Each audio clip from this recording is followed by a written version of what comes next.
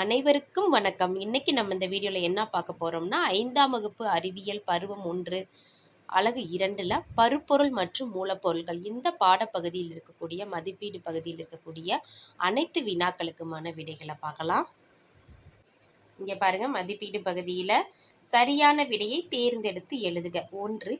கீழ்காண்பவற்றுள் எது பொருள்களின் நிலையை குறிக்கிறது? விடை திண்மம், திரவம், வாயு. 2. கீழ்காண்பவற்றுள் எது திண்மம்? விடை ஆப்பிள். 3. சணல் இலைகள் எதிலிருந்து பெறப்படுகின்றன? விடை தண்டு. அடுத்து கோடிட்ட இடத்தை நிரப்புக. 1. பருத்தி விளைவதற்கு ஏற்ற மண். விடை வண்டல் மண் மற்றும் கரிசல் மண். 2. பருத்தி இலைகளிலிருந்து நூல்களை தயாரிக்கும் முறைக்கு டேஸ் என்று பெயர். விடை நூற்றல். 3. விதை நீக்கல் என்பது விதைகளிலிருந்து இலையை பிரிக்க உதவுகிறது. அடுத்து 4. செயற்கை இலைக்கு மற்றொரு பெயர். விடை மனிதனால் உருவாக்கப்பட்ட இலைகள். 5. கம்பளி ஆடைகள் விலங்குகளிலிருந்து தயாரிக்கப்படுகின்றன. இங்கே தாவரம் விலங்குன்னு 2 ஆப்ஷன் நம்மளுக்கு கொடுத்துருக்காங்க. விடை விலங்கு தான்.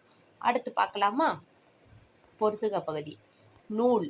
விடை நூற்றல். பஞ்சு விதை நீக்கல். துணிகள் நெய்தல்.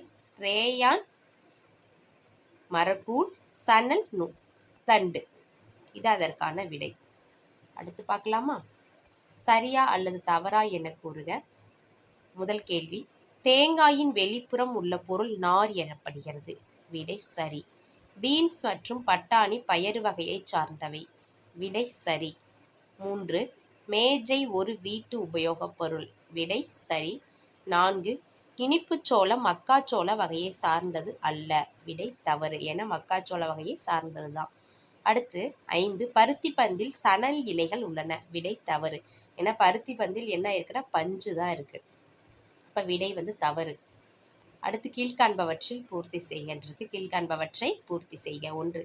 திண்மம்னா மேஜை. அப்போ நீர் அப்படிங்கிறது திரவம் தான் விடை வரும். பருத்தி விதைகள் எது மூலம்னா விதை நீக்குதல் மூலமாக தான் பருத்தி விதைகள். நூற்றல் பஞ்சு. அடுத்து நார் இலைகள் தேங்காய். பருத்தி இலைகள் பருத்தி செடி. கருப்பு மிளகு மசாலா பொருள். இனிப்பு சோளம் சோள பொருட்கள். அடுத்து சுருக்கமாக விடையளி. விதை நீக்கல் என்றால் என்ன? இதற்கான விடை பார்த்தோம் அப்படின்னா பக்க எண் 113 இருக்கு. பார்க்கலாமா? இங்க இருக்கு பாருங்க. பருத்தி இலைகளை அதன் விதையிலிருந்து பிரித்தெடுக்கும் முறை விதை நீக்குதல் ஜின்னிங் எனப்படும். இது முதல் கேள்விக்கான விடை.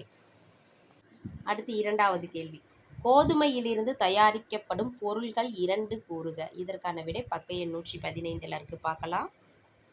இங்க இருக்கு பாருங்க. இரண்டாவது கேள்விக்கான விடை ரொட்டி, கேக், பாஸ்தா, முளைக்கட்டிய கோதுமை, உடைத்த கோதுமை போன்றவை கோதுமையிலிருந்து கிடைக்கும் பொருள்களாகும். இரண்டாவது கேள்விக்கான விடையா நம்ம எழுதிக்கலாம். சரியா? அடுத்த கேள்வி இங்க இருக்கு பாருங்க. செயற்கை இலை என்றால் என்ன? இதற்கான விடை பக்க எண் 114 இருக்கு. பார்க்கலாம். இங்க இருக்கு பாருங்க. வேதி முறைகளை பயன்படுத்தி மனிதரால் இவ்விதமான இலைகள் தயாரிக்கப்படுகின்றன.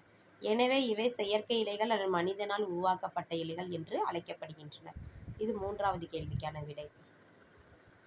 அடுத்து நான்காவது கேள்வி, மேல் நோக்கு விசை என்றால் என்ன? இதற்கான விடை பக்க எண் 117 இருக்கு. பார்க்கலாம். இங்க இருக்கு பாருங்க. ஒரு பொருள் நீரில் மூழ்கும் போது நீரானது ஒரு மேல் விசையை அப்பொருளின் மீது செலுத்துகிறது. இதற்கு மேல் நோக்கு விசை என்று பெயர். இது நான்காவது கேள்விக்கான விடை.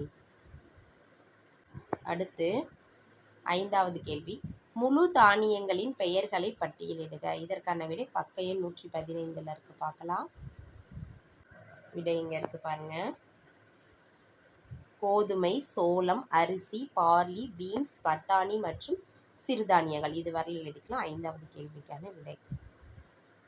அடுத்து விரிவாக விடையலில முதல் கேள்வி, பொருள்களின் 3 நிலைகளை விளக்குக. இதற்கான விடை பார்த்தோம் அப்படின்னா பக்க எண் 111 112 இருக்கு. பார்க்கலாம்.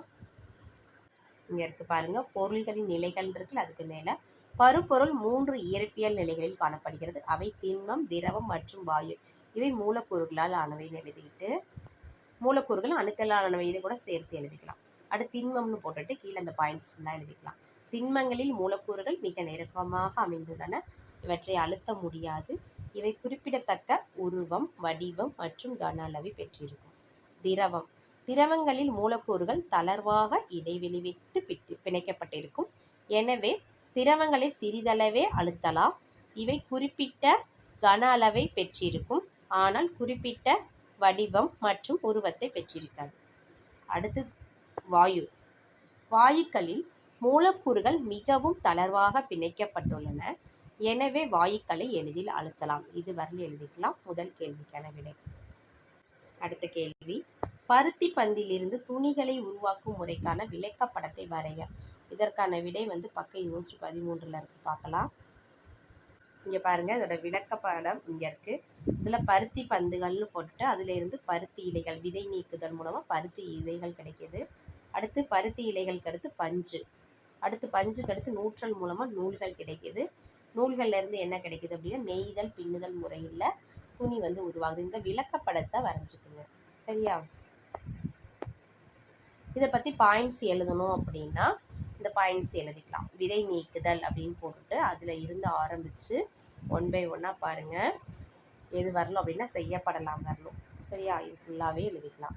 நம்மளுக்கு விளக்கப்படம் மட்டும், இந்த விளக்கப்படம் மட்டும் கேட்டாங்கன்னா இதை மட்டும் வரைஞ்சா போதும், எழுதுனா போதும். பருத்தி பந்துகள்லேருந்து இப்படி 1 by 1 துணி மட்டும் விளக்கப்படம்னு கேட்டாங்க. அதை பற்றி பாயிண்ட்ஸ் எழுத சொன்னாங்க அப்படின்னா இது ஃபுல்லாக எழுதணும்.